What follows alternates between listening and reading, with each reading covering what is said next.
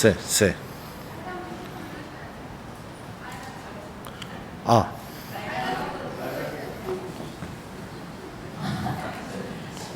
이걸로 하겠습니다. 이것도 괜찮습니다. 네, 수현이 괜찮습니다. 네.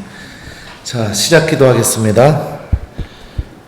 성부와 성자와 성령의 이름으로 아멘. 은총이 가득하신 마리아님 기뻐하소서. 주님께서 함께 계시니 여인 중에 복되시며 태중의 아들 예수님 또한 복되시나이다.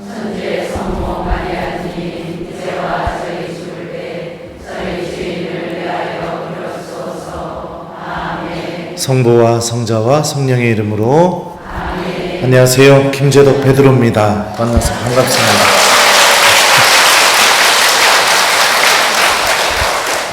저를 왜 이렇게 좋아해 주시는지 몸둘 바를 모르겠습니다. 네. 저도 제 자신에 대해서 잘 알아요. 유일하게 주님께서 저에게 주신 한 가지는 이 반반한 얼굴 하나.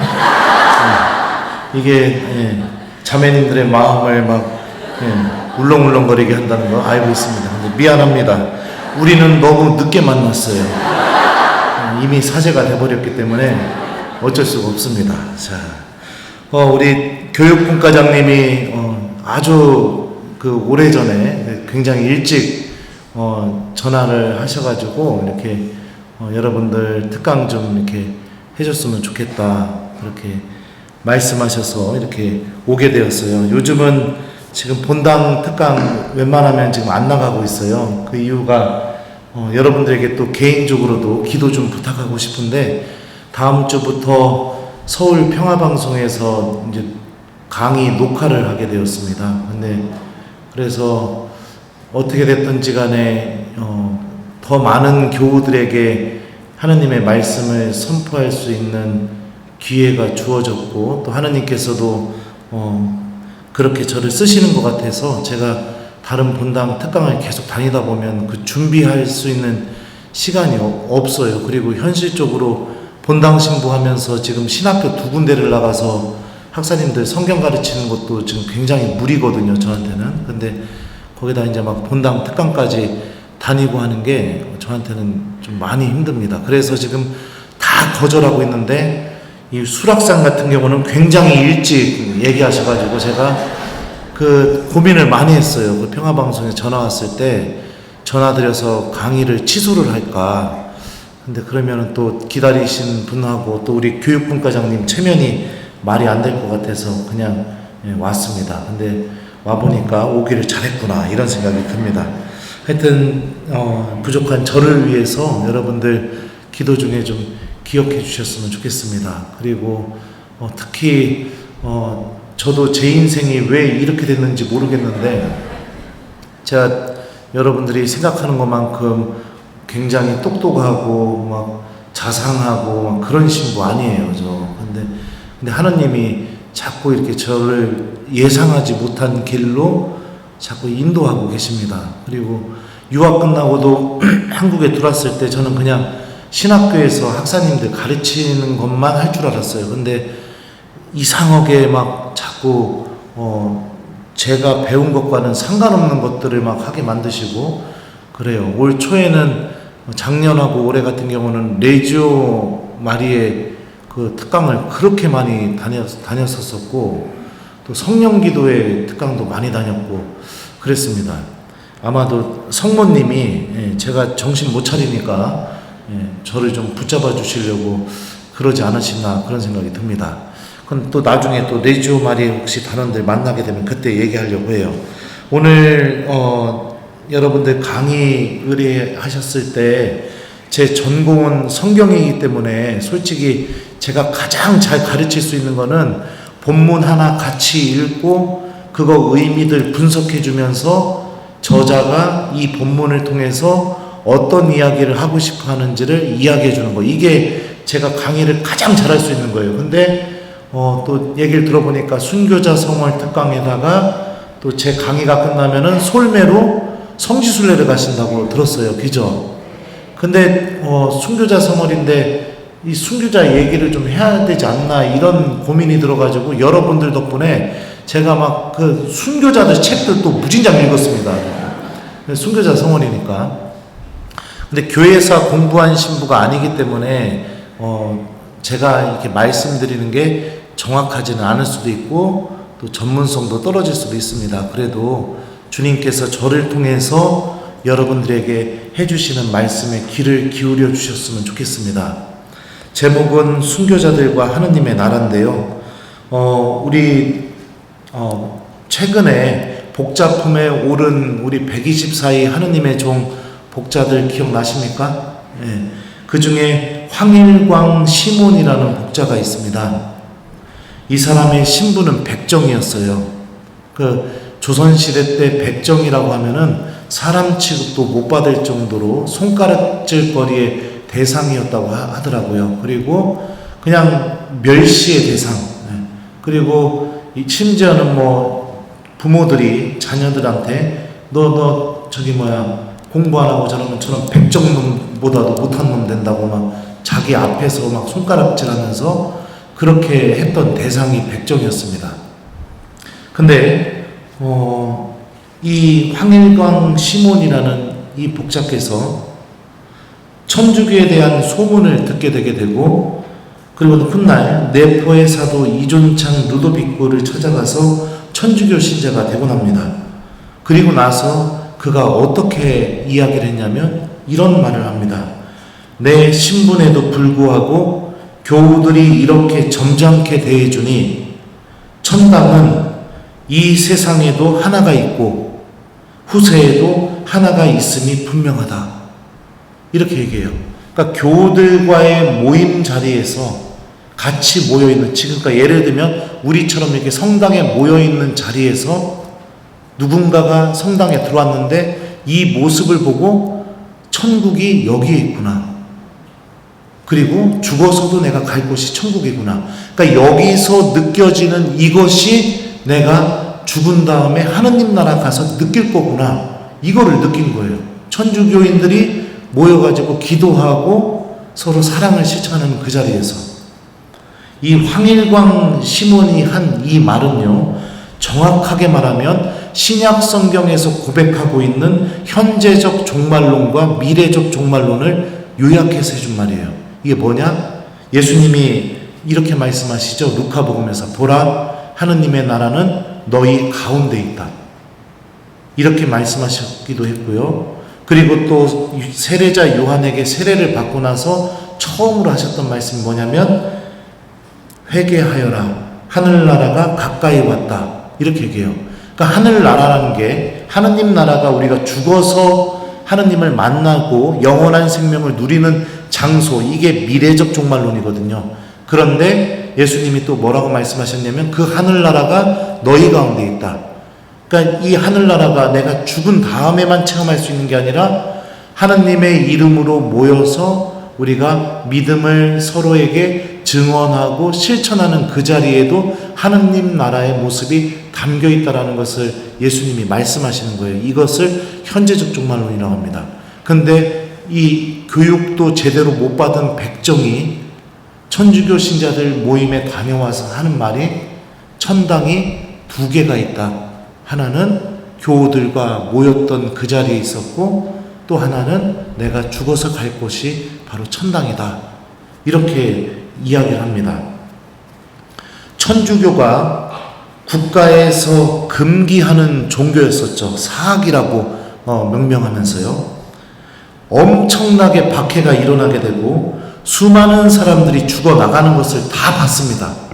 그런데도 왜 천주교가 여러분들 사라지지 않고 박해하면 할수록 더 늘어날 수밖에 없었을까?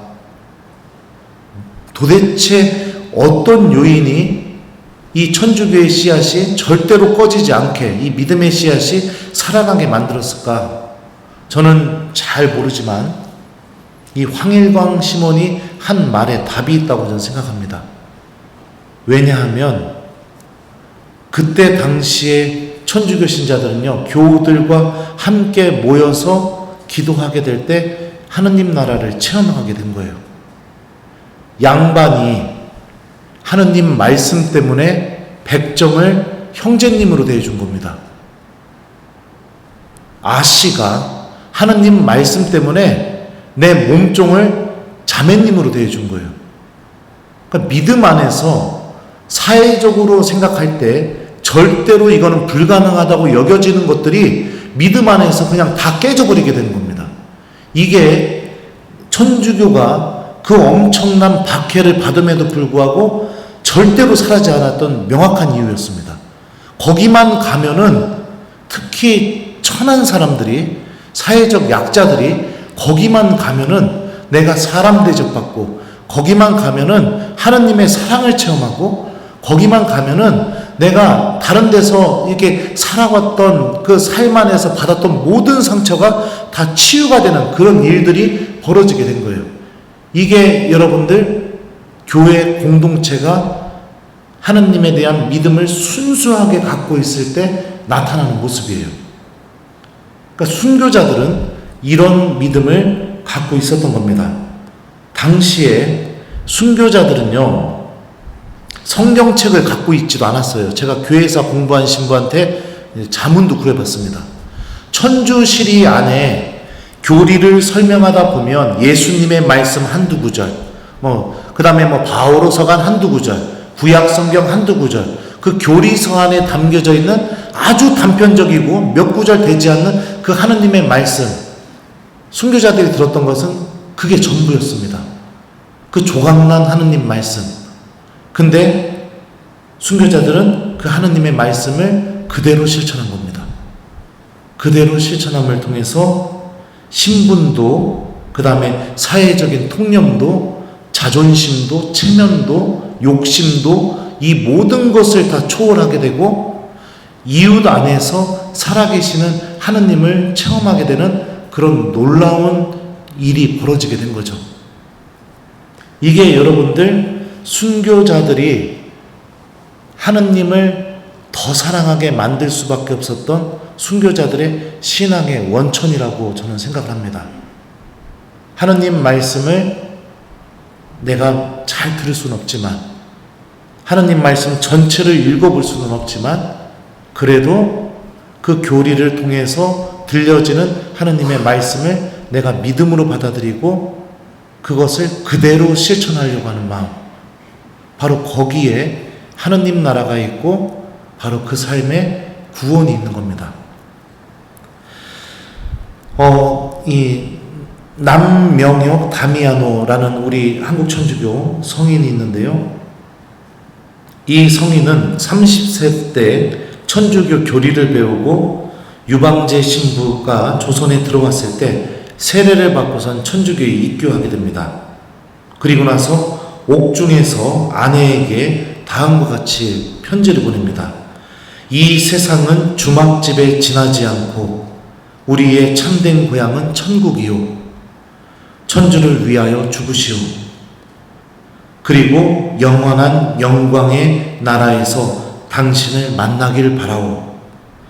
그리고 나서 이 남명혁 다미아노 이 성인께서는 37세에 순교를 하시고 그의 아내 이연희 마리아 성녀죠.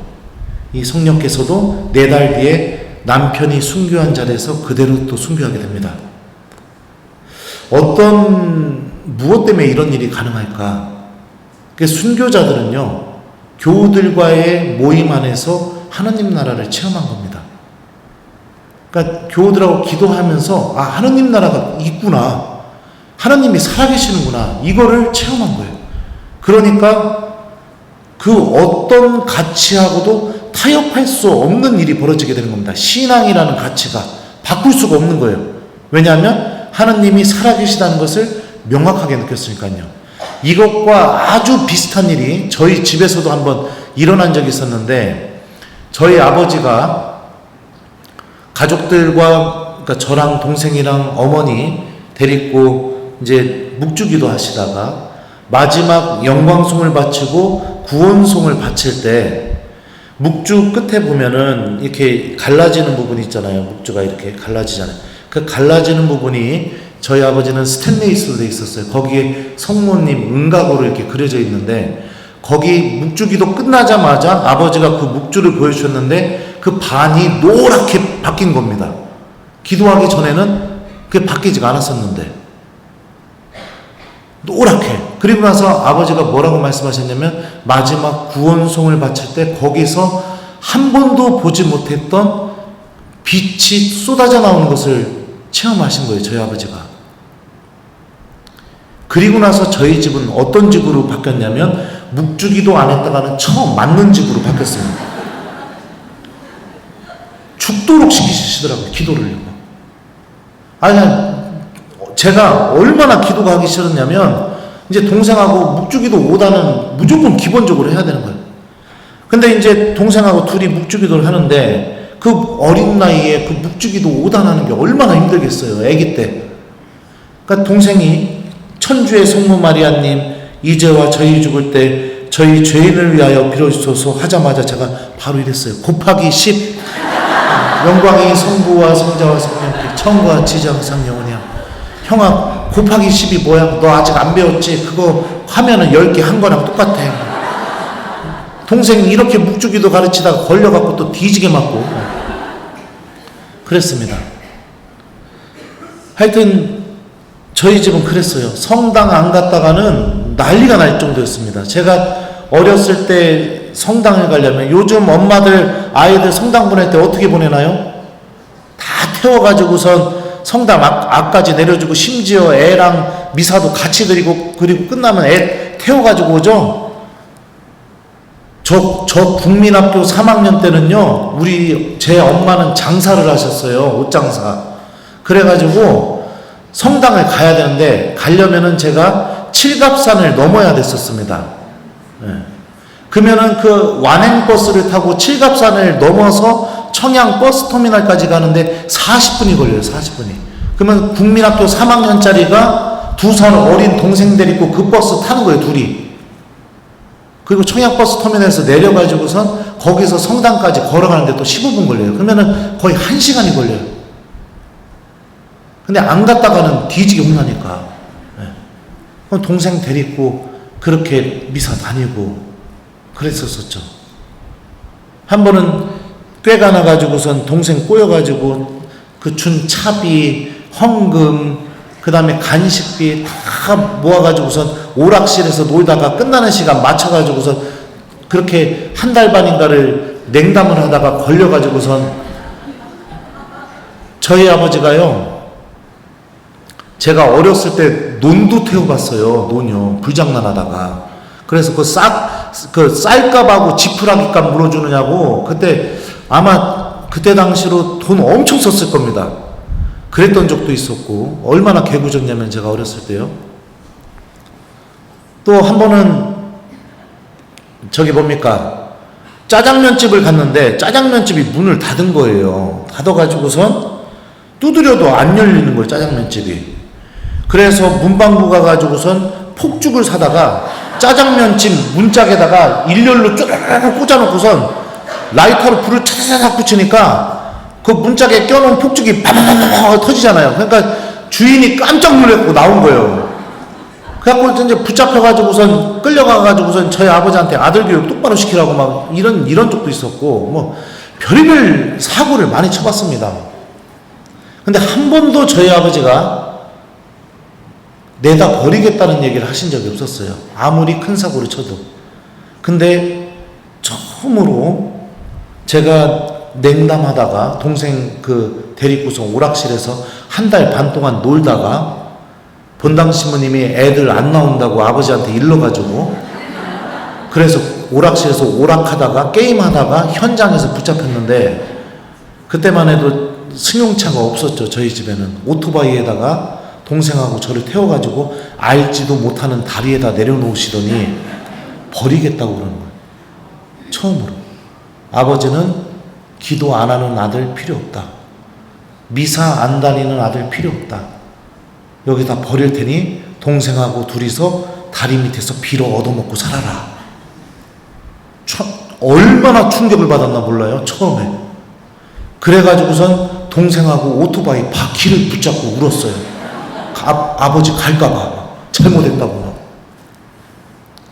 나중에 제가 유학도 다녀오고 그리고 나서 본당 신부할 때 아버지하고 막걸리 한 잔 먹으면서 물어봤습니다. 아버지, 어렸을 때 왜 이렇게 동생과 저를 이렇게 기도를 시키셨습니까? 이렇게 물어보니까 저희 아버지께서 하신 말씀이 그 얘기를 하시더라고요. 나는 기도하다가, 묵주기도 하다가 하느님이 살아계시다는 걸 체험한 사람이다. 하느님이 살아계시다는 것을 내가 명확하게 체험하니까 내 아이가 좋은 대학 가는 것도 중요하고 좋은 직장 구하는 것도 중요하지만 더 중요한 게 생기더라. 하느님 믿어야 되겠더라.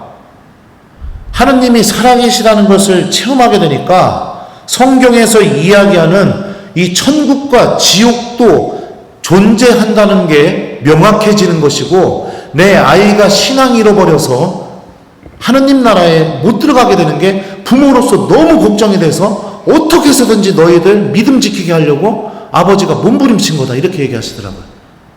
그러니까 믿음은 이런 거예요, 여러분들. 하느님이 살아계시다는 것을 명확하게 내 영혼이 감지하는 순간부터 자연스럽게 이 모든 게 삶의 방향이 완전히 바뀌게 됩니다.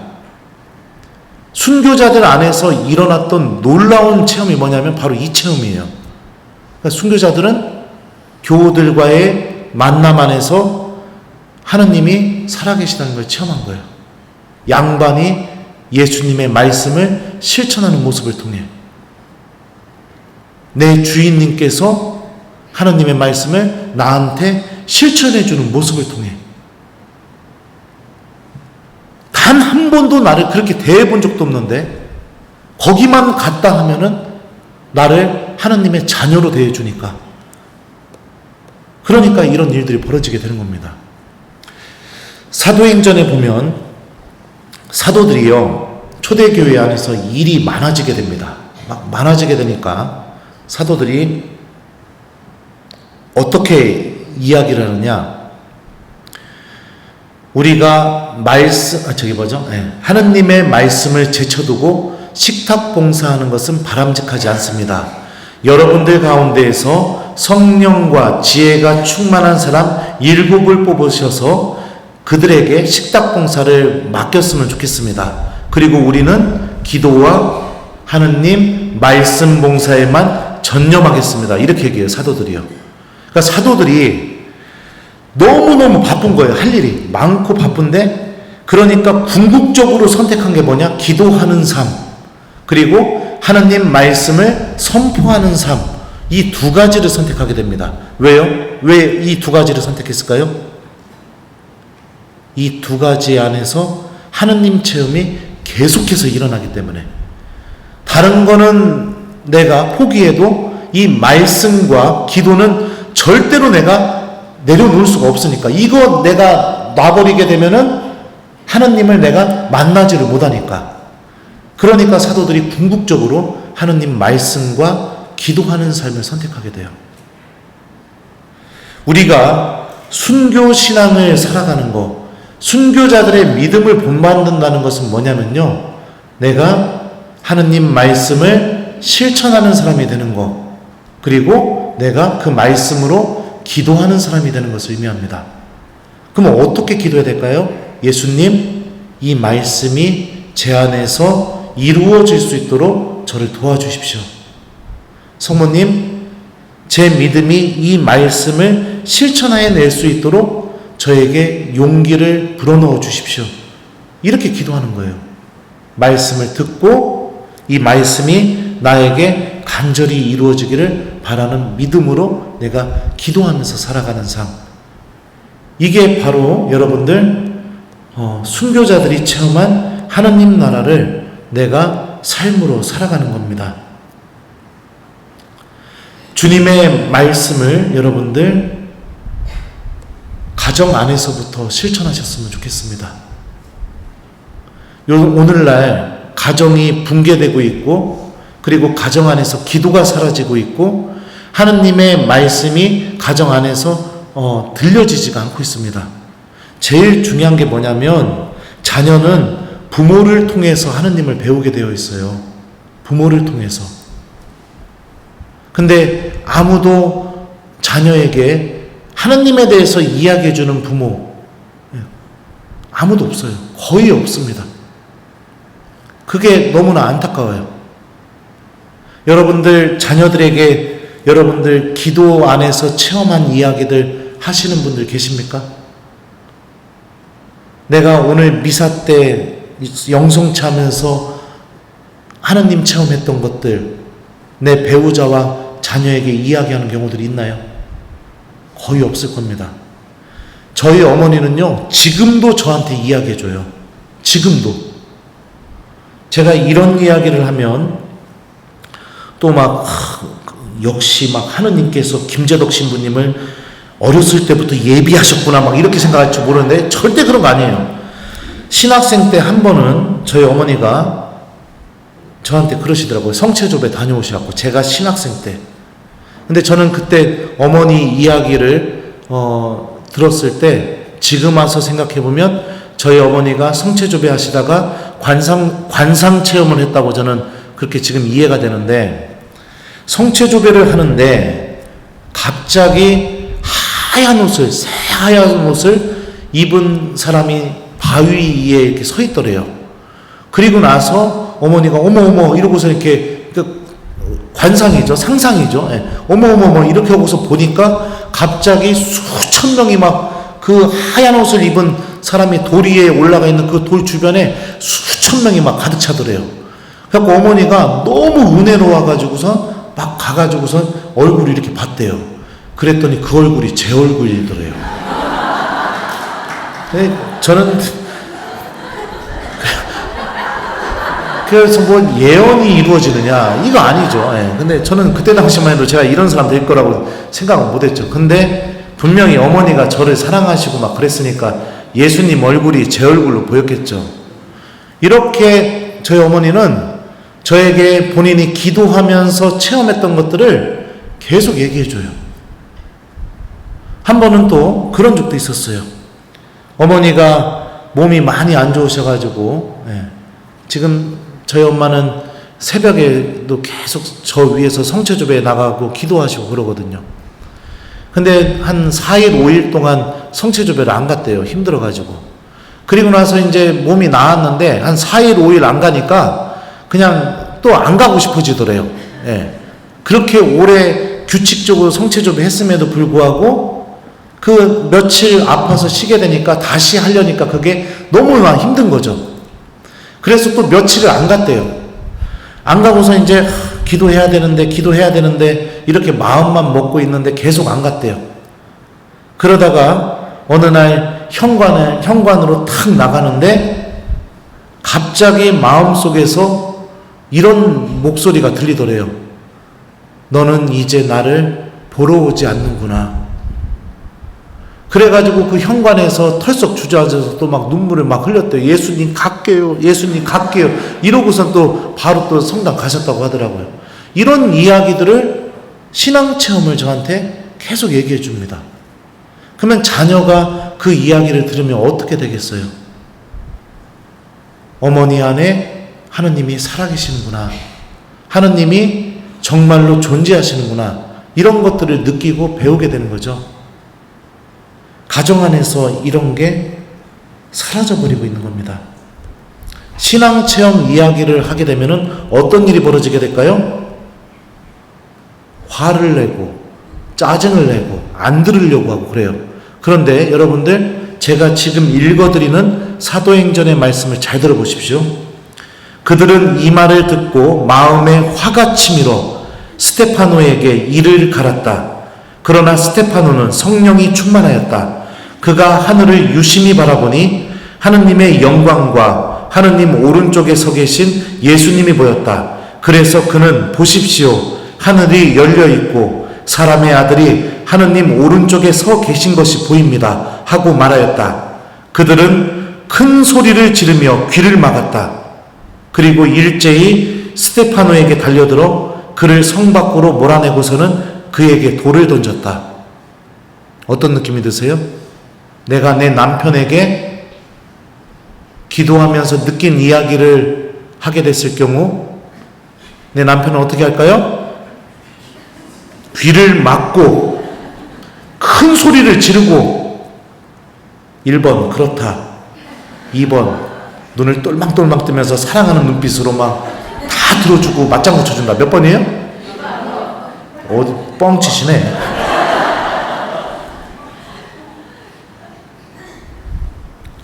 악이 사람 안에서 일으키는 일입니다. 듣지 않게 만들고 귀를 막게 만들고 바라보지 않게 만드는 거, 이게 악이 사람 안에서 일으키는 일이에요. 그래서 우리 영혼이 하나님을 바라보지 못하게 만드는 거, 내 믿음이 하나님 나라를 전혀 바라보지 못하게 만드는 거, 하나님과 단절된 상태로 지내게 만드는 거. 근데 여러분들 복음서에 보면은 마귀들이 예수님 만날 때 마귀들은 예수님이 누구인지 명확하게 다 알고 있어요. 이렇게 얘기해요. 당신은 하느님의 거룩하신 분이십니다. 당신은 하느님의 아드님이십니다. 이렇게 마귀들이 예수님 만나면 이렇게 얘기해요. 이게 무슨 뜻이에요? 머리로는 다 알고 있어요. 하느님 계시다는 거. 그런데 마귀들이 뭐라고 얘기합니까? 당신께서 저희와 무슨 상관이 있습니까? 머리로는 하느님 계시는 거 다 알고 있는데 내 삶은 하느님과 아무 상관없이 살기를 간절히 바랍니다. 내 생각도 오로지 그런 생각밖에 없어요. 하나님은 여기 오면 생각나요. 나가면 다 잊어버려요. 나의 삶에, 내 가정 안에 하느님 나라가 존재하지 않게 만듭니다. 그러면서 나의 오로지 나의 생각을 가득 채우는 게 무엇이냐? 사탄아, 내게서 물러가라. 너는 하느님의 일은 생각하지 않고 사람의 일만 생각하는구나. 사람의 일만 계속해서 생각하게 만듭니다.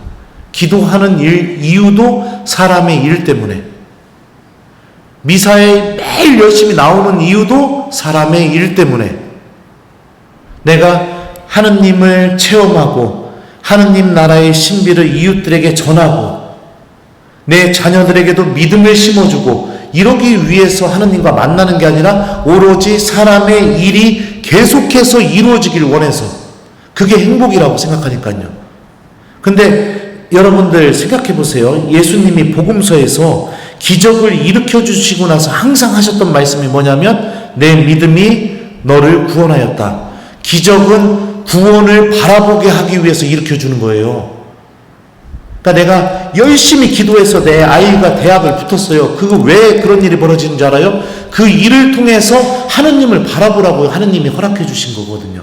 근데 대부분은 열심히 기도해서 얻어내고 그리고 나서 한 2, 3일 감사드리다가 다시 사람의 일만 생각하는 삶으로 돌아갑니다.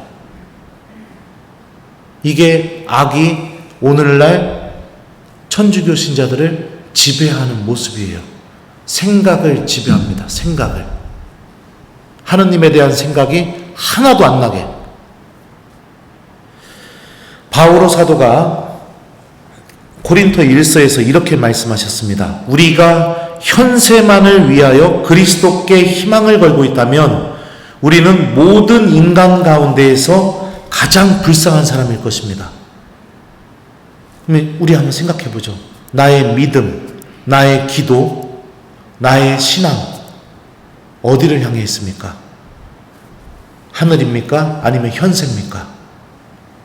본인 스스로가 잘 알고 있을 겁니다. 나는 하느님과 함께 있으면서도 가장 불쌍한 사람인지, 아니면 나는 하느님과 함께 있으면서도 가장 행복한 사람인지, 그거는 내 스스로가 잘 알고 있는 것이죠.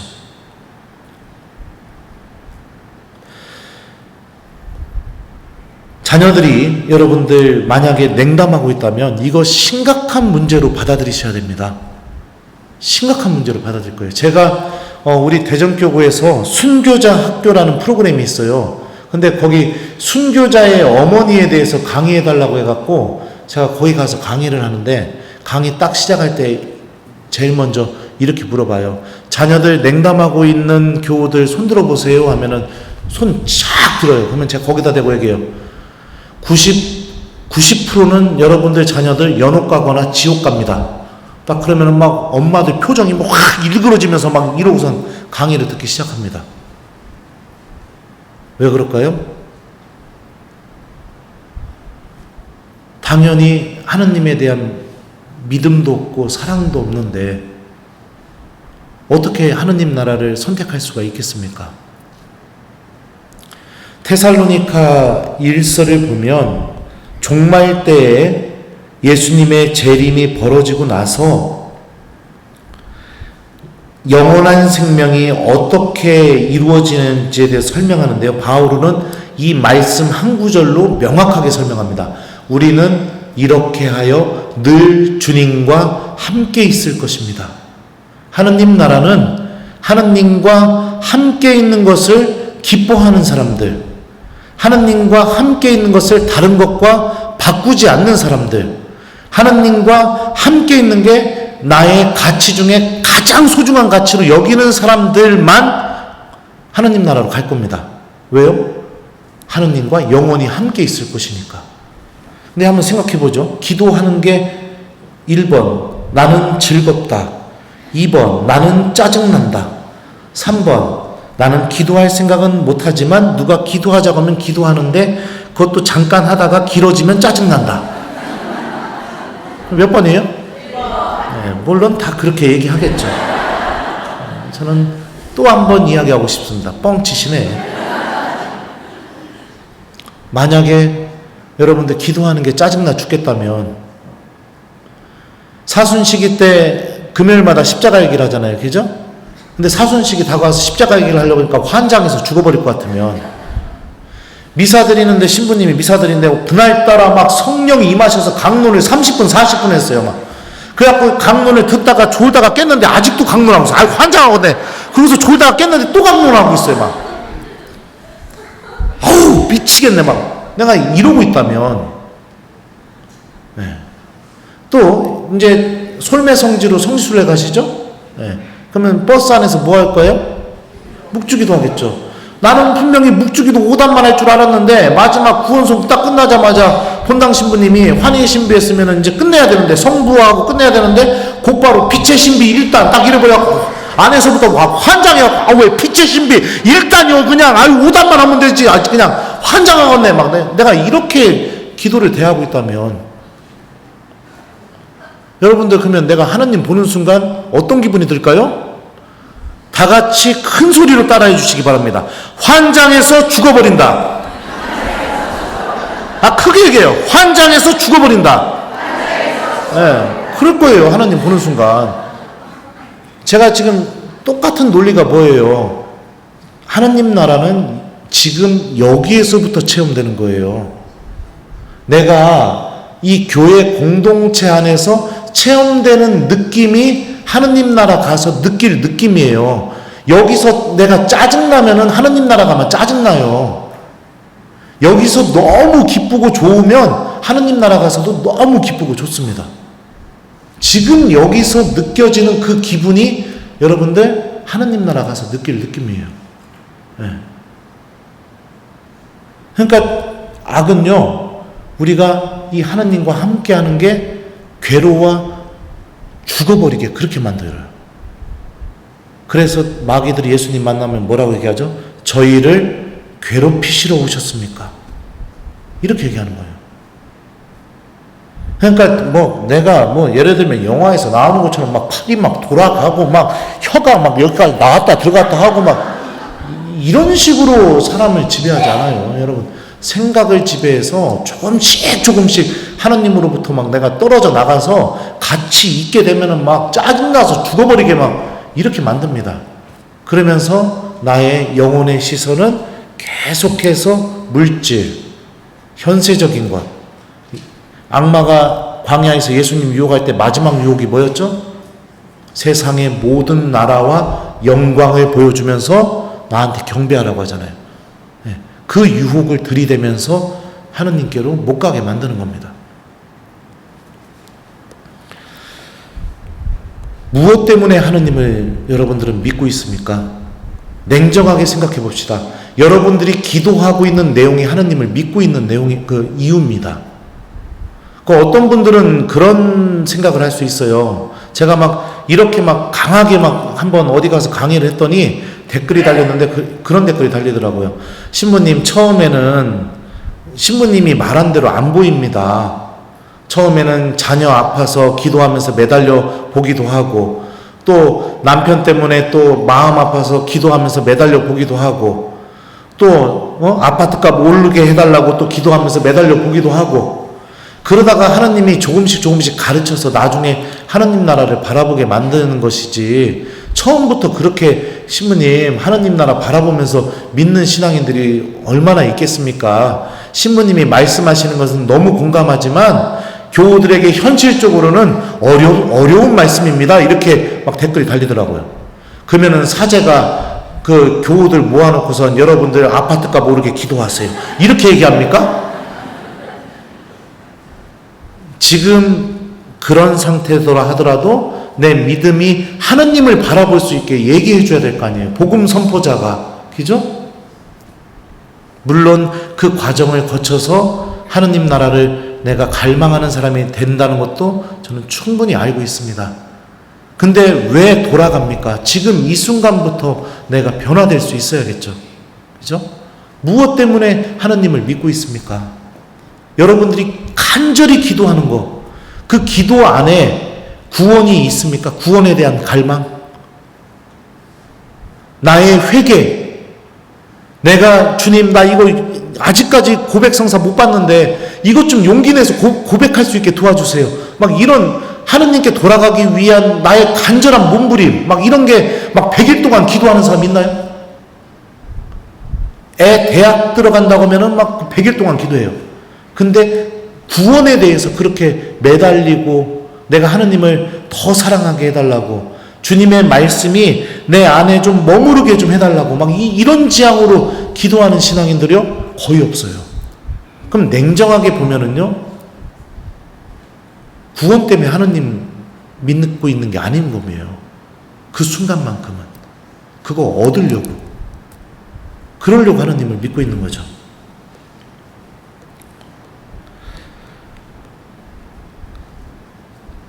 주님의 말씀을 여러분들 간직하는 신앙인이 되셨으면 좋겠어요. 우리 순교자들도 보여줬습니다. 말씀을 실천하는 곳에 하느님 나라가 체험된다. 성경에서 사도들도 보여줬어요. 우리는 기도와 말씀 봉사에만 전념하겠습니다. 또 예수님도 보여주셨어요. 엠마오로 가는 제자들 이야기 한번 떠올려 볼까요? 예수님이 제자들과 같이 걸어가요. 제자들이 예수님 못 알아봐요. 마치 지금 우리들의 모습처럼.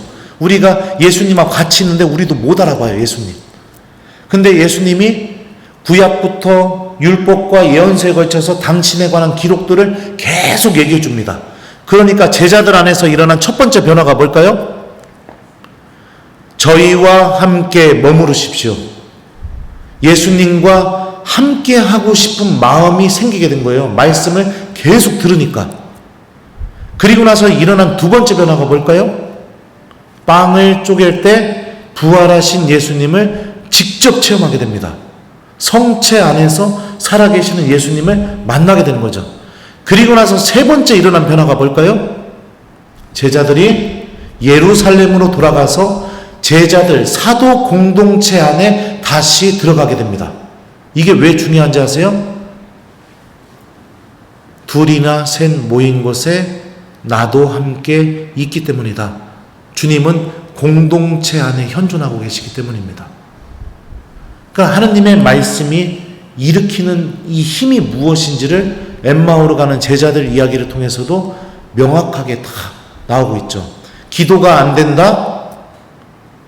미사가 즐겁지 않다? 나는 희생하는 마음이 없다? 나밖에 모른다? 사랑을 실천하는 법을 잃어버렸다? 그러면 어떻게 하면 되느냐? 하느님 말씀을 오늘부터 잘 들으시면 됩니다. 그러면은 말씀이 여러분들을 건드리기 시작할 거예요. 제가 중학교 때 성당 같이 다녔던 제 친구가 저한테 그랬어요. 저보다 한 살 어린 여자아이가 있었는데 저희 성당에서 제일 이쁜 여자아이였어요. 그래서 그 아이를 보면 모든 남학생들이 어떻게 여자가 저렇게까지 이쁠 수 있을까 이런 생각을 할 정도로 굉장히 이쁜 아이였어요. 근데 어느 날 제 친구가 저한테 그 얘기를 하는 거예요. 야, 걔가 너 좋아한대. 그 말을 들었잖아요. 그 말을 듣기 전까지는 제가 그 여자애 나타나도 뭐 그냥 아무 느낌이 별로 없었어요. 아, 참 이쁘다 이거였지 뭐. 근데 제가 너 좋아하는데 이 말을 듣고 나서 이 말이 머릿속에 남으니까 그 다음부터 어떤 변화가 일어나게 됐을까요? 그 여자애 볼 때마다 말 걸기가 두려워지기 시작하는 거예요. 자꾸 심장이 뛰기 시작해요. 그리고 그 여자의 눈을 바라볼 때마다 막 심장이 터질 것 같아요. 막 이런 일들이 벌어지는 거예요. 그 말 한마디가 저의 내면에 있는 마음을 완전히 바꾸는 거죠. 이게요, 사람의 머릿속에 말씀이 들어가게 되면 이런 일들을 일으키게 되는 거예요. 그래서 내 안에 하느님에 대한 믿음이 다시 살아나게 되게 되고, 내가 다시 하느님을 바라보게 만들게 되고, 내가 성경을 그릴 때마다 심장이 뛰게 만들어지게 되고, 이렇게 되는 겁니다. 그러면서 나의 말과 행동을 통해 하느님의 말씀이 실천이 되게 되고, 그 모습을 바라본 이들은 하느님이 살아계시다는 것을 체험하게 되는 그런 일들이 벌어지게 되는 거죠. 제가 유튜브를 통해서 제가 어떤 사람인지 여러분들 많이 잘 알고 계실 거라고 생각이 듭니다. 저는 공부도 무진장 못했던 사람이고 IQ가 92예요. 92. 돌대가리입니다. 대전신학교 입학할 때 D에서 2등으로 입학했어요. 그리고 신심이 깊었느냐? 저는 신학교 입학하자마자 다음날 신학교 나가고 싶었습니다. 이유가 뭐냐? 어떻게 사람이 새벽 6시부터 기도합니까? 고등학교 때까지 맨날 놀다가 신학교 들어갔더니 아침 6시부터 기도하래요. 환장해 죽어버리겠는 거예요. 막. 이게 하느님 나라 들어가면 환장해 죽어버린 거랑 똑같은 거죠. 저는 그랬어요. 기도 시간마다 맨날 졸고, 여러분들은 미사 드리다가 졸아가지고선 신부님 혼자 경본 읽을 때 비명 질러본 적 있어요? 저는 비명도 질러봤어요. 근데 그 주임 신부님이 방학 때였는데 할아버지 신부님이어가지고 경본을 뭐 그 몇십 년 동안 미사를 드렸으니까 경본은 그냥 펴놓기만 하지 그냥 다 외우셨거든요, 이분이. 근데 제가 뭐 이렇게 졸다가 갑자기 머릿속에서 이러는 거예요. 제 스스로에게 지금 아멘이라고 대답해야 돼. 아멘이라고 대답해야 돼. 그래갖고 졸다가 아멘 딱 이래버렸는데 그 부분이 신부님이 혼자 경본을 읽는 부분이었어요. 근데 신학생이 미쳐가지고 혼자 아멘 막 이래버리니까 본당 신부는 이러다가 딱 쳐다본 거예요. 그리고 옆에 있던 수자님은 팍 웃더니. 근데 중요한 건 뭐냐면 신부님이 경본을 어디까지 읽으셨는지 까먹어가지고 미사가 막 중단되기도 하고 그랬던 적도 있어요. 누군가를 막 잘 품어주고 이해심이 많고 사랑했느냐? 아니에요. 저는요, 속이 밴댕이 소갈딱지라서 누가 한번 상처 주면요, 그거 끝까지 간직하고 있습니다. 그랬다가 똑같이 복수하거나 아니면 비슷하게 복수하거나 그래요. 제가 신학생 때 저도 파란만장하게 살았는데 마지막에 만났던 신부님이요, 신부님 되기 전까지 저를 아르바이트를 시키셨어요. 방학 때마다. 그러니까 제 동창 신부들은 고학년이 될수록 예를 들면 강론도 실습해보고 교리도 실습해보고 신부님 쫓아서 봉성체도 같이 가보고 막 이런 것들을 하는데, 저는 사제소품이 가까워질수록 돼지 농장 가서 똥 치우고 철가방 들고 칼국수 배달하고 보도블록 깔러 다니고 5톤 트럭 몰고 물류 배달하고 뭐 시장에서 취직하면서 배추 막 2구선 뛰어다니고 막 이러고 살았어요. 그러니까 제가 여러분들 그 서품에 가까울수록 얼마나 제가 속상했겠어요. 그 신부님이 얼마나 미혹했어요. 본당 신부님이었는데. 네, 이게 지금 사제서품하고 무슨 상관이 있는가? 왜 하느님이 나를 이렇게 만드시지? 이런 원망, 막 이런 거 갖고 지냈거든요. 그리고 나서 유학 갔다 온 뒤에, 신부님 되고 유학 갔다 온 뒤에, 그때 당시에 본당 신부님이 은퇴하시고서 저한테 제 본당 사제관에 전화를 하신 거예요. 근데 저는 전화를 받자마자, 목소리 듣자마자 마리아 막달레나가 예수님이 부르는 소리 듣고 알아본 것처럼 단박에 알아봤죠. 아, 이 양반이구나. 근데 그분이 그러는 거예요. 사제관입니까? 그래갖고 제가 모른 척하고서 예, 사제관입니다. 그래도 김재덕 신부님 계십니까? 그래갖고 예, 김재덕 신부님 계십니다. 그래도 김재덕 신부님과 통화할 수 있습니까? 예, 제가 김재덕입니다. 이랬어요, 제가. 예, 소심한 복수. 그랬더니 그분이 이제 언제 들어왔니? 나 은퇴해서 어디서 지내는데 한번 놀러 와라. 그래갖고 예, 신부님 놀러 가겠습니다. 그랬더니 내 전화번호 알아? 그래갖고 모릅니다. 그랬더니 받아 적어. 해갖고 내가 적지도 않으면서 신부님이 010 하면 입으로 010 그다음에 1233 1233 5678 5678 예, 신부님 전화 드리겠습니다. 했더니 그 신부님이 뭐라고 한 줄 알아요? 불러봐. 내 IQ가 90이었고 그 번호를 못 외워서 또 못 불렀더니 막 또 뒤지게 혼났어요. 막 이런 사람이에요. 이런 사람. 예.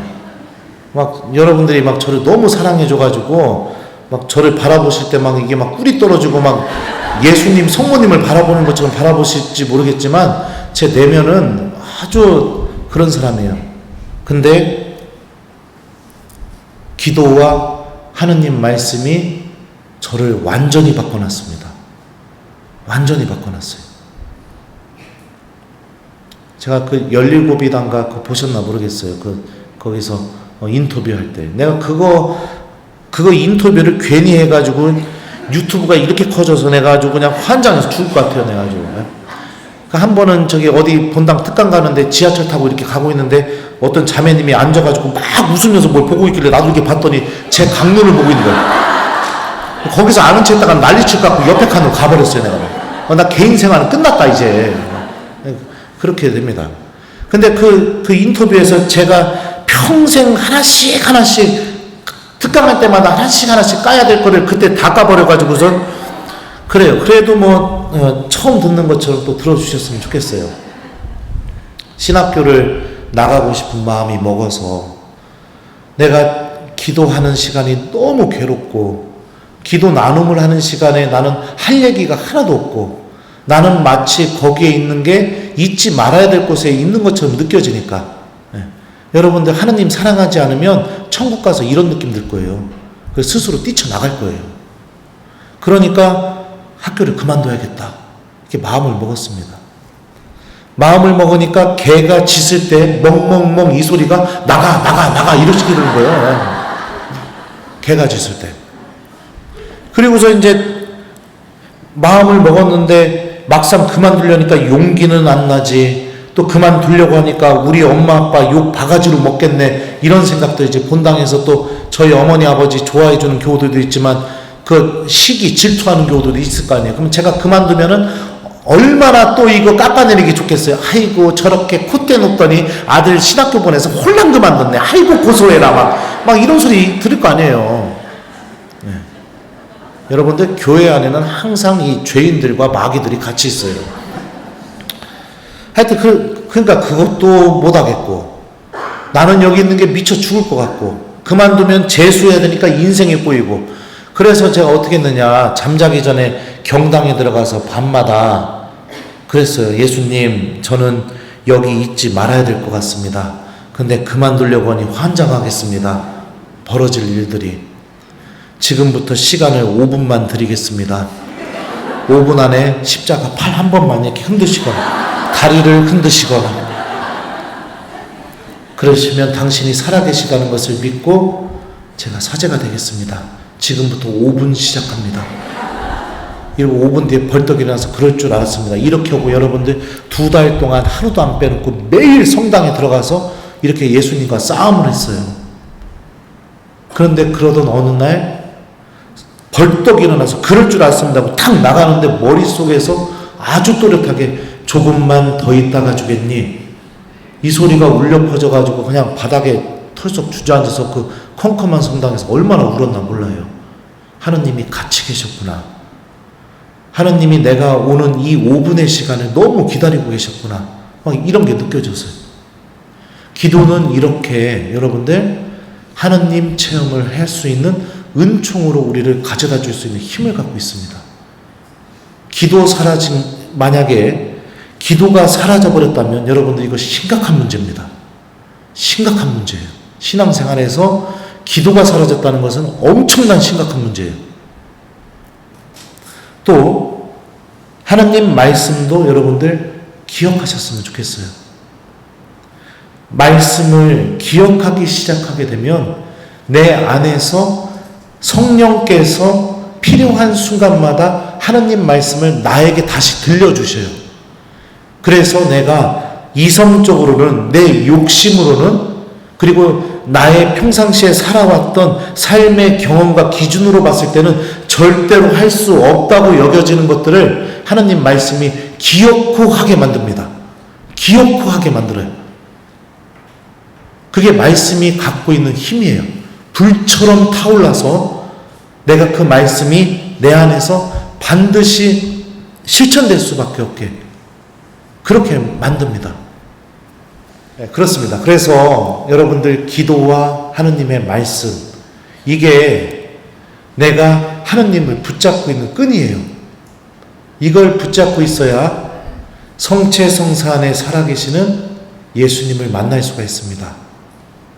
이걸 붙잡고 있어야 내 영혼이 하느님을 바라볼 수 있게 돼요. 그리고 이걸 붙잡고 있어야 내가 구원을 준비하는 신앙인으로 변화가 되게 됩니다. 그리고 이걸 붙잡고 있어야 고통 속에서도 믿음을 잃어버리지 않고 하느님의 섭리를 바라보게 돼요. 로마서에서 바오 사도가 이렇게 얘기합니다. 하느님을 사랑하는 이들, 하느님께 부르심을 받은 이들에게는 모든 것이 함께 작용하여 선을 이룬다는 것을 우리는 압니다. 이렇게 고백해요. 어제가 고통의 성모 마리아 기념일이었고 그저께는 십자가 현양축일이었어요. 교회는요, 성모님처럼 예수님의 십자가 고통에 완벽하게 동참한 이들만이 구원으로 걸어나갈 수 있다고 가르치고 있는 거예요. 그러면은 예수님의 십자가에 완벽하게 동참하려면 어떻게 됩니까? 정말 사랑하지 않고서는요, 그 고통에 동참 못해요. 내가 정말 하나님을 사랑해야 걸어나갈 수 있게 돼요. 마치 여러분들 아이가 아프면은 차라리 내가 그냥 아팠으면 좋겠다, 이 마음이 드는 이유가 뭐예요? 사랑하기 때문에. 사랑이 그렇게 고통에 동참하게 만드는 것처럼. 말씀과 기도는요, 고통 속에서도 하느님의 구원으로 인도하시는 하느님의 섭리를 바라보면서 내가 믿음을 놓지 않게 만듭니다. 근데 요즘 신앙인들 어때요? 힘들고 어려우면, 믿음 때문에 갈등을 겪게 되거나 어려움을 겪게 되게 되면, 본당 신부님이 다 있는 앞에서 한 소리 했는데 막 그것 때문에 막 망신을 당해갖고 저 신부님 너무 미우면 어떻게 해요? 성당 안 가. 이러잖아요, 보통. 딴 본당 가. 막 이러잖아요. 십자가로 향하지 않고, 그냥 내가 다 피해버리잖아요. 내가 편한 방법. 이렇습니다. 그러면 안 돼요. 저 로마에서 유학 마치고 한국 들어왔었을 때, 저는 신학교에서 강의를 바로 할 줄 알았어요. 바로. 근데 첫째 해가 지났는데 안 불러요. 그래서 첫 해에는 무슨 생각을 했냐면, 공부한 거 강의 준비하라고 시간을 주시나 보다, 이랬어요. 둘째 해가 됐는데도 안 불러요. 왜 안 부르지? 셋째 해가 됐는데도 안 불러요. 그러더니 제 3년인가 4년 후배가, 저랑 같은 과목 공부한 후배가 귀국하자마자 걔는 그 다음 달부터 곧바로 신학교에서 교수 신부로 강의하고 있는 거예요. 넷째 해가 됐는데도 저를 안 불러요. 그러니까 주교님 미사, 그러니까 교구 신부들이 다 모이는 미사에 못 가겠더라고요. 4년 동안 제 입방에서 무슨 소리 들은지 알아요? 너 신학교에서 강의 뭐해? 아직 안 합니다. 왜 강의를 아직도 안 해? 모르겠습니다. 이거를 여러분들 신부님들 만날 때마다 4년 동안 듣는다고 생각해봐요. 그래서 나중에는 또 막 이런 소문까지 도는 거예요. 얼마나 못 살았으면 학교에서 공부하고 왔는데도 부르지도 않을까. 막 이런 소문, 헛소문도 돌고, 제 자신도 막 교회 안에서 쓸모없는 사람이 됐다고 그렇게 느껴지게 되고, 그러니까 주교님도 믿고 총장 신부님도 믿고 막 하느님도 믿고 막 이런 마음이 드는 거예요. 막 내가 7년 동안 뭐하러 미련하게 이렇게 공부하고 돌아왔을까. 그때 나 쫓아다니던 유럽 아가씨랑 시컷 놀러 다니다가 그냥 들어올 걸 그냥 나 먹고선 쌈박질 났던 그 빨간 머리 아가씨랑 그냥 시컷 놀다가 들어올 걸. 이런 마음이 막 들고 그랬어요. 그런데도 그 시기 동안 제가 성실하게 사제생활을 할 수 있었던 원동력이 뭐냐? 성체조배와 하느님 말씀이었습니다. 성체조배 할 때마다 모든 것이 함께 작용하여 선을 이룬다는 것을 우리는 압니다. 성령께서 자주 이 말씀을 저에게 들려주셨어요. 그러면서 그래, 내가 지금 하느님께서 나에게 맡겨주신 일에 내가 더 성실하자. 하느님께서 무엇인가 계획이 있으시겠지. 그리고 나서 더 본당 사목 열심히 하고, 저요 코로나 때요 제 본당 교우들 여러분들 본당은 냉담률이 얼마나 나왔을지 모르겠지만 제 본당 같은 경우는 코로나 이전 대비 주일 미사 참석률 97% 유지했던 본당이에요. 그래서 가톨릭 신문에도 나왔었어요, 제 본당에.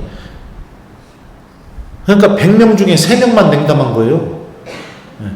어떻게 했을까요? 유튜브로 생중계 해주면서 막 미사 끝나면 교우들한테 나 성체 들고 1시간 동안 기다릴 테니까 오라고, 미사 봤으면 오라고, 미사 때마다 막 이렇게 하고, 한 달에 한 번씩 전신자 전화 다 돌리고, 하루에 전화 100통씩 하면요 아침 9시부터 하면 밤 11시에 끝나요. 왜요? 이게 한 통이 자매님 잘 지내죠? 끊을게요. 이런 전화가 어디 있어요? 자매님 잘 지내죠? 하면은 막 뭐 이 얘기 저 얘기부터 시작해가지고 한 통화가 막 5분이 걸리기도 하고 20분이 걸리기도 하고 막 그러잖아요. 밤 11시가 되면 막 치아가 다 빠질 것 같아요. 막 그 중단 기간 동안에 막 그렇게 지내고 그랬어요. 막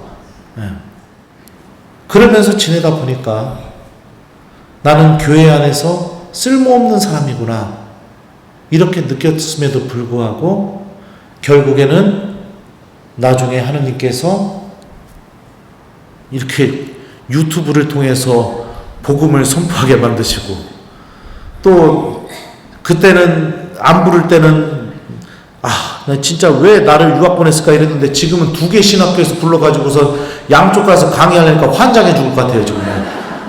그러기도 하고. 그러면서 여기저기 하느님 말씀 선포하게 만들고, 그러니까 더 낮아지게 만들고, 그 낮아짐 안에서 하느님께 더 매달리게 만들고, 더 기도하게 만드시고, 더 교우들에 대한 사랑과 애착을 갖게 만들고, 그리고 나서 복음을 전하게 만드셨더라고요. 근데 제가 이 어려움 앞에서 안 해, 다 안 해, 막 이래버렸으면 제가 이렇게 여러분들 앞에서 정말 하느님 말씀을 잘 전할 수 있을까? 저는 아니라고 봅니다. 어려움은요, 여러분들, 하느님께서 나를 가장 특별한 은총을 주시기 위해서 인도하기 시작했다는 표징이에요. 고통과 어려움은요, 아주 특별하게 주시려는 은총을 나의 안에서 시작하셨다라는 것을 보여주는 표징이에요. 그러면은 기도하는 삶과 하느님 말씀을 붙잡는 삶은요, 하느님이 그 어려움을 시작하게 되었을 때 묵묵히 그 안에 머물 수 있고 하느님께 도움 청하면서 걸어가게 만들어줍니다. 이게 여러분들 순교자들이 지녔던 믿음입니다. 타협하지 않았잖아요. 죽음의 고통 앞에서도 타협하지 않았잖아요. 자, 그리고 이제 마지막으로 한 가지만 더 얘기하면 이제 끝내면 될 것 같아요. 또 가장 또 우리가 중요하게 여겨야 될 것 중에 하나가 바로 고해성사입니다. 고해성사. 우리 순교자들은요, 제가 이렇게 순교록 막 읽어보고 하니까 어떤 순교자 같은 경우는 죽기 전에 고해성사 꼭 보고 죽는 게 평생 소원이었던 순교자도 있더라고요. 내가 죽기 전에 고해성사 꼭 볼 수 있는 게. 그렇게 우리 신앙의 선조들은 그렇게 그 고해성사를 갈망하고 막 그랬었습니다. 제가 지난주에 이스라엘 성지순례를 갔다 왔는데 그 비행기에서 가다가 영화를 하나 봤어요. 근데 그 무슨 마귀 쫓는 영화더라고요. 근데 제가 요즘 자꾸 이 마귀하고 엮여가지고 그냥 환장하겠는데, 그 영화에서 그 실화를 바탕으로 해서 나온 영화였어요. 그 구마 신부님이 악령 들린 사람하고 대화를 하는데 그 악령이 구마 신부님한테 얘기하는 거예요. 나는 네가 저지른 죄를 다 알고 있다고. 네가 얼마나 더럽게 걸어왔는지도 다 알고 있다고. 네가 입고 있는 이 옷 속에 너의 그 내면이 얼마나 더러운지 다 알고 있다고. 그러니까 그 구마 신부님이 그 마귀한테 딱 얘기하는 거예요. 그래, 나 그렇게 부족한 사람이라고. 그러면은 내가 지은 죄를 다 얘기해봐. 악령한테 이렇게 얘기한 거예요. 내가 지은 죄를 너 지금 이 자리에서 얘기해봐. 내가 무슨 죄를 지었는지. 그랬더니 악령이 얘기를 못해요. 그러니까 그 구마 신부님 얘기하는 거예요. 못하겠지. 너는 절대로 말할 수가 없어. 왠 줄 알아? 나는 이렇게 더러운 삶을 살아왔지만 나의 주 예수 그리스도께서 나의 모든 죄를 용서하셨기 때문에 너는 절대로 얘기할 수가 없어. 그 장면을 보면서 굉장히 저는 마음에 와닿았었습니다. 고해성사는 이런 힘을 갖고 있어요.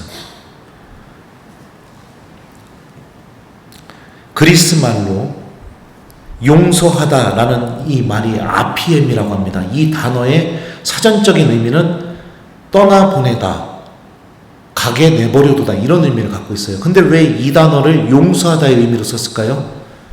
용서한다는 건 뭐냐면 하느님이 우리 죄를 이렇게 붙잡고 있는 게 아니라 그 죄가 하느님의 손에서 가버리게, 떠나버리게 만드는 게 용서인 겁니다. 고해소에 들어갔다가 나오게 되면 어떤 일이 벌어지냐면요, 여러분들 문 열고 고해소 문 열고 나오는 순간 세상에서 가장 깨끗한 사람이 돼서 나옵니다. 죄가 하나도 없는 가장 깨끗한 사람이 돼서 나와요.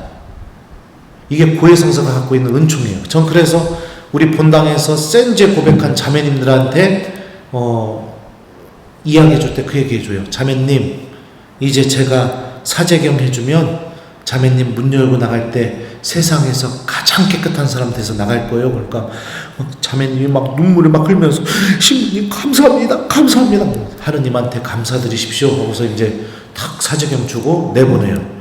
근데 이거를 1년 반 동안 했더니 이제는 제가 그 얘기하면 자매님 세상에서 가장 깨끗한 사람 돼서 나갈 거예요. 그러면 예. 막 이래요. 그래도 계속 얘기해 줍니다. 이게 고해성사의 은총이거든요. 사람이 지을 수 있는 죄 중에 가장 큰 죄가 뭘까요? 많은 사람들은 사람 죽이는 거, 뭐 점 보는 거, 우상 숭배하는 거, 하느님을 모독하는 거, 뭐 간음하는 거, 도둑질하는 거, 뭐 부모에게 효도 못하는 거, 뭐 이런 걸 얘기해요. 근데 여러분들 10계명에 나오는 첫 번째 계명부터 마지막 계명까지는 모두 하느님이 용서하실 수 있는 죄입니다. 고해성사 안에서 다 용서해 주실 수 있는 죄예요. 그렇다면 사람이 지을 수 있는 죄 중에 가장 큰 죄는 뭐냐? 하느님이 나를 용서하지 못하게 만드는 거. 다시 말하면 내가 고해성사 안 보려고 마음 먹는 거. 이게 사람이 지을 수 있는 죄 중에 가장 큰 죄입니다. 왜냐하면 나머지는 다 용서하실 수 있으니까. 악은요, 우리가 고해소에 들어가게 되었을 때 하느님의 자비와 용서를 바라보지 못하게 만들어요. 그럼 뭘 바라보게 만들까요? 부끄러움, 수치심, 신부님 앞에 보여지는 나의 평가, 이것만 바라보게 만들어요. 그러니까 여러분들 고해소 들어가기 전에 기도하시고 하느님 말씀 붙잡고 들어가셔야 됩니다. 이 고해성사를 통해서 나에게 반드시 이루어질 하느님 말씀 한 구절 붙잡고 성령께 이 말씀이 고해성사 통해서 이루어질 수 있게 도와달라고 청하고 성모님께 나를 위해서 이 말씀이 고해성사 통해서 이루어질 수 있게 기도해 달라고 청하고 그러고 들어오셔야 돼요. 그래야 하느님의 자비와 용서가 보입니다. 나를 세상에서 가장 깨끗하게 만들어주는 그 하느님의 자비와 용서가 여러분들 얼마나 감사한 일이에요. 근데 고해성사가 부담스럽다는 것은 뭐예요? 하느님의 자비와 용서가 1번 감사하다, 2번 부담스럽다. 몇 번이에요? 부담스럽다는 얘기잖아요. 그러니까 내가 그런 마음이 들수록 내가 악의 지배를 당하고 있다고 기억했으면 좋겠습니다. 하느님과 함께 살아가는 삶 어렵지 않습니다. 사랑하는 우리 교회 여러분들, 기도하는 삶, 하느님 말씀을 기억하는 삶, 그리고 실천하는 삶, 그리고 내가 내 영혼에 문제가 생길 때마다 계속해서 하느님께 용서를 청하는 것을 주저하지 않는 삶, 이거를 간직하고 있으면 여러분들은 그 누구보다도 하느님의 은총 안에서 하느님 나라를 잘 준비할 수 있는 사람이 될 겁니다. 근데 제가 말한 이게 무너져 버리기 시작하게 되면은요, 이제 나의 주님은 돈이 돼버리기 시작하고 자존심이 돼버리기 시작하고 체면이 되기 시작하고, 그러면서 점점 하느님에 대해서는 잘 알고 있지만 하느님과 아무 관계를 맺지 않는 가장 불행한 영혼, 불쌍한 영혼이 되어버릴 거예요. 선택은 여러분들이 하시면 됩니다. 저는 여러분들이 좋은 선택을 할 수 있도록 기도하도록 하겠습니다. 그리고 주님의 말씀이 여러분들을 도와줄 겁니다. 반드시 도와줄 겁니다. 하느님은 당신의 말씀을 기억하는 그곳에 단 한 번도 성령을 보내주지 않으신 적이 없어요. 내가 말씀을 기억하는 그 순간 성령께서 내 안에 활동하시기 시작할 거고, 성모님도 당신에게서 일어났던 것처럼 나도 성모님처럼 그 말씀이 나에게 이루어질 수 있도록 나를 위해서 기도해 주시고 도와주실 거예요. 그래서 이 모든 것이 가능할 수 있도록 하느님의 말씀을 여러분들 잘 간직했으면 좋겠어요. 순교자들이 순교하게 되는 이유를 언급할 때 항상 들어갔던 단어가 있습니다. 그게 뭐였냐면요, 바로 천국이라는 단어입니다. 제가 우리 김대건 신부님 사역장에서 마지막으로 남긴 말씀 한번 읽어드리겠습니다. 그럼 치시오, 나는 준비가 되었소. 나는 이제 천당에 올라가 지금처럼 당신들을 보게 될 것이요, 여러분도 천주교인이 되어 나와 함께 있도록 하시오. 이 김대건 신부님 뿐만이 아니라 이 순교록을 읽어보면 대부분의 순교자들은 다 천국을 이야기하면서 죽어요. 그러니까 지금 여기서 하느님 나라를 체험하지 못하면 우리들은 죽을 때도 어떤 사람이 될까요? 하느님 나라가 아닌 나의 주님이 됐던 그 주님만 생각하면서 죽을 겁니다. 그게 돈이었던 사람은 돈만 생각하다 죽을 거예요. 이 돈 내 자녀들에게 어떻게 나눠줘야지, 이거 고민하다 죽습니다. 불행한 거죠. 그러면 그런 부모의 자녀들은 내가 죽을 때 어떡할까요? 1번 신부님을 불러서 병자성사를 청한다. 2번 엄마가 누구에게 얼마 더 줄지 그거 갖고 혈안이 되어 있다. 몇 번이에요? 몇 번일까요? 1번이요? 기적은 일어나지 않습니다, 여러분. 엄마가 누구한테 얼마 더 줄까? 엄마 죽는 그 순간까지 그 생각하다가, 그리고 나서 어머니가 죽고 나서 결정하고 죽었잖아요. 그 다음에는 어떻게 하는 줄 알아요? 1번 엄마를 위해서 기도한다. 2번 왜 나에게는 이것밖에 안 줬을까 불만 품고 빈소에서 화 잔뜩 내면서 그러면서 싸움한다. 몇 번이에요? 1번이요? 기적은 일어나지 않습니다. 쌈박질 일어나요. 그런데 하느님을 주님으로 모셨던 사람들은 어떻게 될까요? 죽는 그 순간에도 묵주 들고 하느님 말씀 기억하면서 죽음 맞이합니다. 그리고 그런 부모의 자녀들은 어떻게 할까요? 1번 바로 본당 신부님을 부른다. 2번 엄마가 나한테 얼마 줄지 그거 갖고 싸움박질합니다. 몇 번이에요? 2번. 맞아요. 바로 본당 신부님 불러요. 그리고 신부님하고 눈물을 흘리면서 같이 기도해요. 그 엄마가 죽고 나면 어떻게 될까요? 신부님하고 같이 연도하고 본당 교우 들어오면 같이 연도하고 그래요. 네. 그리고 나서 어머니 그 무덤에 모신다면 어떻게 될까요? 100일 동안 미사 드리고 200일 동안 미사 드리고 그래요. 네. 부모에게 신앙을 배운 자녀들은 이렇게 합니다. 나의 주님이 누구냐에 따라서 내 삶도 달라지고 내 자녀들의 삶도 달라지는 거예요. 여러분들 하느님 나라로 정말로 걸어가는 신앙인이 되셨으면 좋겠어요. 자, 그러면 이제 할 얘기 다 했습니다. 그래서 아까 얘기했던 거 여기서부터 여기까지는 편집 부탁하고요. 그리고 하느님 말씀 기억하세요. 그래서 오늘부터 해보셨으면 좋겠어요. 주무시기 전에 다음날 매일 미사 한번 읽으시고 한 구절 수첩이나 이런 데 적어 놓으시고 아침에 일어나시면서 성호경 그으면서 그 침대맡에 놔뒀던 그 성경 말씀 큰 소리로 읽으면서 일어나세요. 네. 일어나시고 그러면 하루가 얼마나 은혜로운지 몰라요. 그리고 내 배우자 깨워줄 때도 그 말씀으로 깨워주세요. 네. 여보 일어나, 아니면 인간아 일어나라 이러지 마시고 네. 네. 딱 이렇게 하느님 말씀으로 깨워주시면 되죠. 예를 들면 그 묵시록 말씀에 이런 거 있잖아요. 너는 차갑지도 않고 뜨겁지도 않으니 내 입에서 뱉어버리겠다. 여보 일어나. 이러시면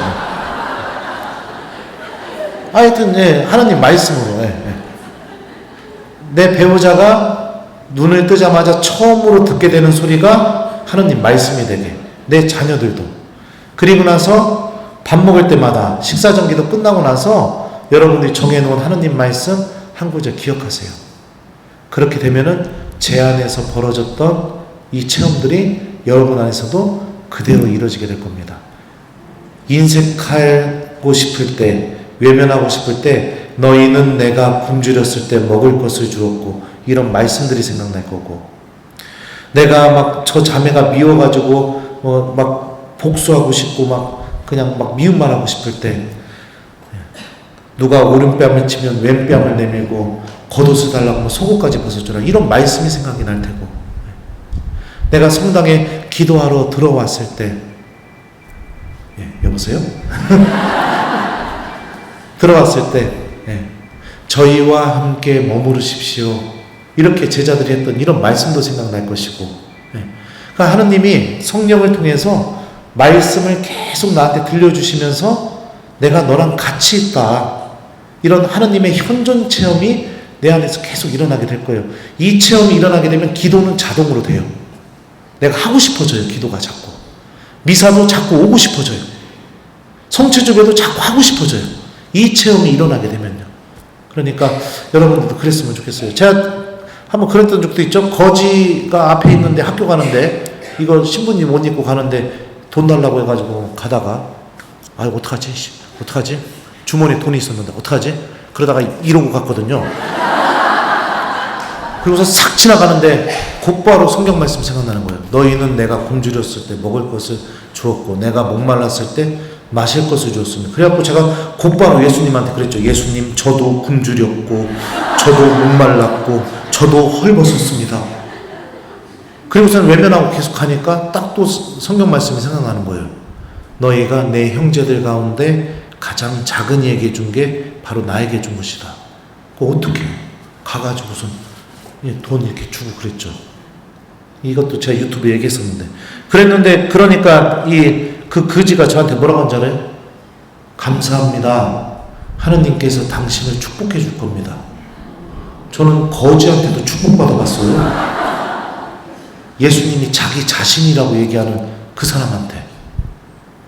이 축복이 저는 엄청난 은총을 갖고 있다고 저는 믿고 있습니다.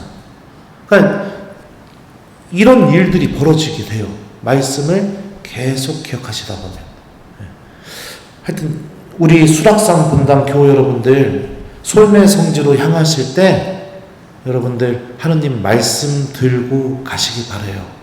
우리 김대건 신부님이 가지셨던 신앙, 우리 수많은 순교자들이 가졌던 신앙, 하느님의 말씀을 내가 양반이든 뭐든 그거 다 내던지고 이웃에게 실천하고 기억하려고 했던 이 순교자들의 믿음, 이거는 순교자들의 믿음뿐만이 아니에요. 사도들을 움직였던 믿음이기도 하고 수많은 성인 성녀들이 간직했던 믿음이기도 해요.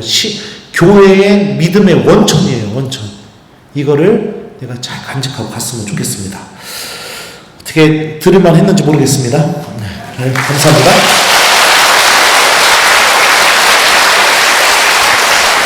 네, 교회사 전공은 아니지만 그래도 이 어려운 걸 제가 또 해냈습니다. 자, 하여튼 부족한 저를 불러주신 우리 교육부과장님과 주임 신부님께 진심으로 감사드리고, 그리고 또 이 여러분들 부족한 강의 경청해 주시고 또 잘 들어주셔서 감사드리고, 또 여러분들 성령께서 분명히 함께 계시니까 하느님 말씀 잘 기억하면서 지내도록 저도 기도하고 또 강복 드리도록 하겠습니다. 마침 기도할게요. 성부와 성자와 성령의 이름으로 아멘. 주님께서 여러분과 함께 전능하신 천주 성부와 성자와 성령께서는 여기 있는 저희 모두에게 강복하소서. 아멘. 성부와 성자와 성령의 이름으로 아멘. 감사합니다.